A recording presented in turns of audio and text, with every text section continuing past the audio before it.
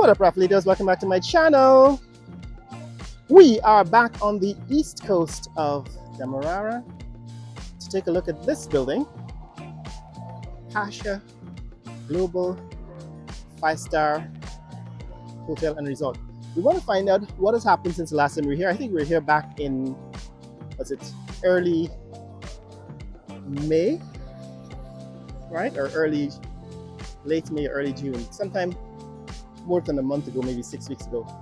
And since then, there have been some changes. Morning. And we want to see what those are. Now, where I am right now is on the Seawall. This is the East Coast Seawall. That's the new pump station outlet that was built recently.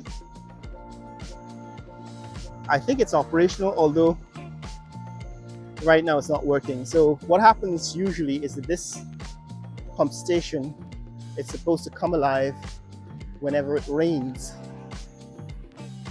But apparently they're still using the old pump station.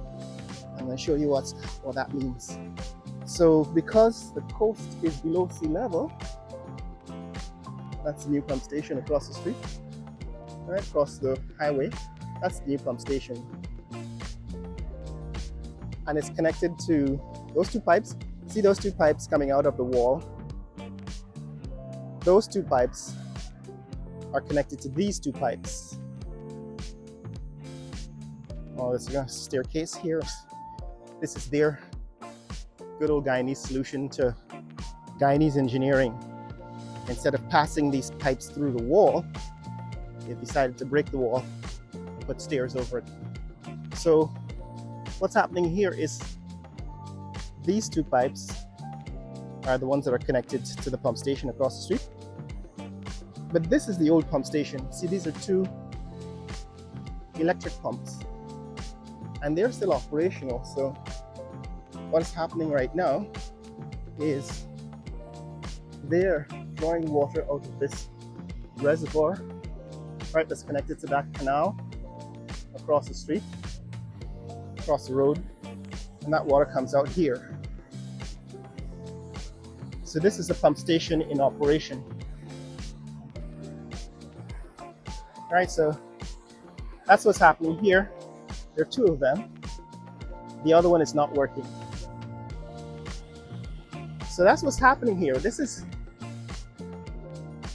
Liliendal, the pump station at Liliendal. But let's get back to this issue.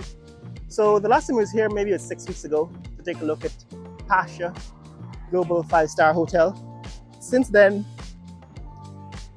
several hotels have been shown. I actually visited several of the new hotels. I think some of them more than once, like the AC Marriott at Ogle and the Courtyard Marriott at Cheryagin International Airport in Temeri, and Jules by King's Hotels, which opened recently. See in the distance, that is the movie town. Yes, and we've covered a number of hotels like the Hyatt. There are actually 11 hotels under construction, but this one, Pasha, is the most massive. And I guess it's time for us to take a look again and see what has happened since last time. Now, I think this is supposed to be a 16-story hotel, but last time we were here, I think I counted 14 floors. Let's see if they got up to the maximum height since then. That's the first thing we'll check. Now, the first 3 floors at the bottom have very tall ceilings, so it'll take up about half the hotel. So that straight line across, horizontal line, that is the top of the 3rd floor, the ceiling of the 3rd floor. And then we're going to go up the side here.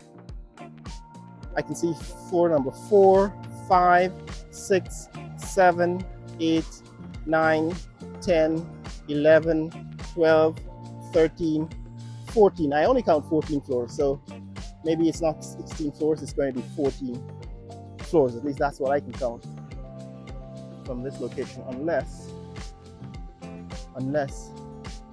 the other side of the hotel, the back, which we can't see from this location, has a different set of ceiling heights, and it managed to put 16 floors in that same height. But let's get closer and see what it looks like up close. So guys, we're heading over to the Pasha Global 5-star Hotel and Resort and Casino. That is, it's a hotel, resort, and casino. And we're walking across the Rupert Craig Highway. This is the East Coast Highway. This is some cars coming down the pike. That's looking east along the highway. And we're on a median. We're officially in the village of Pattinson. The next village over, that is Lilliendale. We've walked this route before. And that's the hotel from this vantage point. That's what the hotel looks like. It is much more massive than it appears to be in this video. We're gonna get up close and see what it looks like. Of course, over there, that is the COVID hotel, COVID hospital. It used to be a hotel. It used to be the Ocean View Hotel. They converted that Ocean View Hotel into a hospital during the pandemic.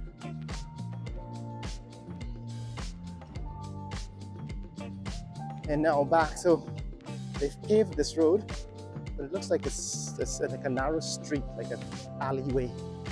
There's no reason why this road should be so narrow. And it's a two-way street without a center divide.